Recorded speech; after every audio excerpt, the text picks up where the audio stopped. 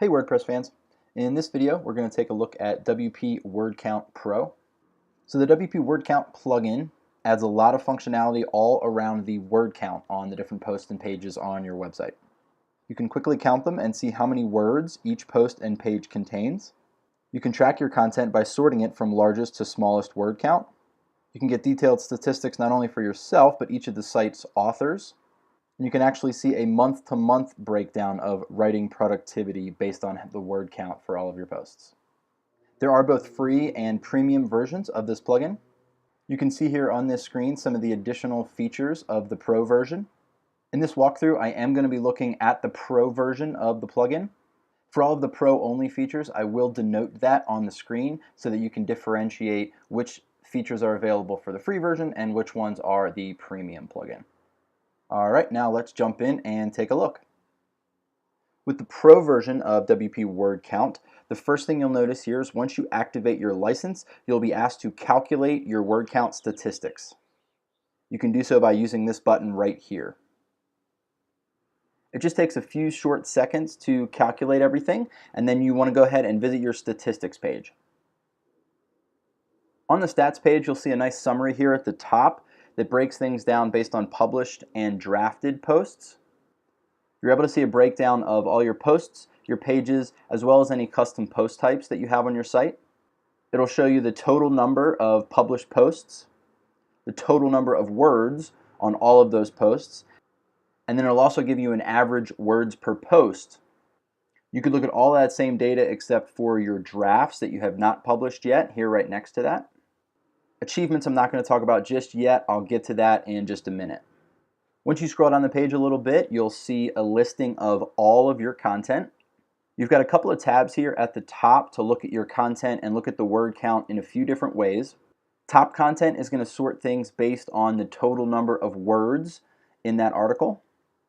All content is going to show you the same view, only it's going to list every single article on your site, whether it's published or a draft, regardless of custom post type and regardless of how many words are in that article. This is just going to show a list of everything.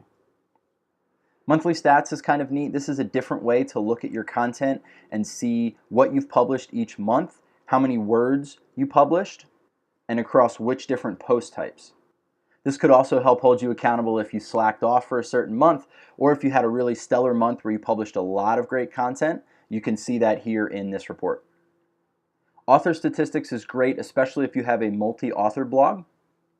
Again, everything is broken down based on custom post type as well as published versus draft.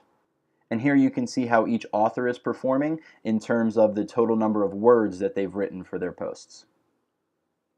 When you hover over a post, you can click on word count details to get a little bit more information. There's not a ton of additional information on this page, but one of the nice things that's here are the ranks over here on the right-hand side.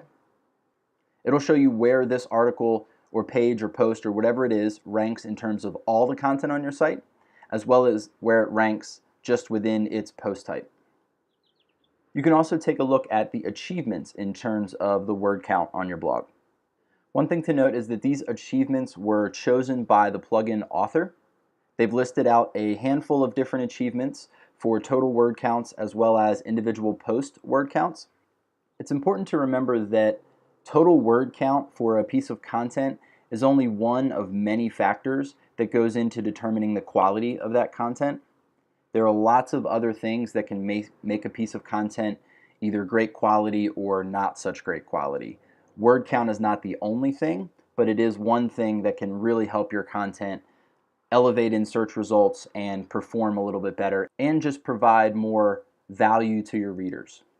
So on the achievements page, the plugin will give a score for each of a bunch of different achievements that they've set out. So you can see writing content totaling 1,000 words is worth 10 points. Once you've achieved it, it will show up in blue. As you scroll down, you'll see a list of all the other things that you can achieve. They will show up in gray. And that's really all there is to the achievements part of this plugin. If total word count for your posts is something that you're really concerned with, then this plugin will definitely help you figure out how you're doing in the word count department. However, if you strive for a lot of different factors in terms of what determines quality content versus poor content, this plugin really won't give you much other information aside from the word count. Another small feature of this plugin is that it puts a new column on your post screen that just shows you a word count for all of your posts. So that does it for our review of the WP Word Count plugin. If you are heavily concerned with the word count of all of your blog posts and pages on your site, this plugin is a great option to give you a lot more information and statistics. The free version will work for a lot of you.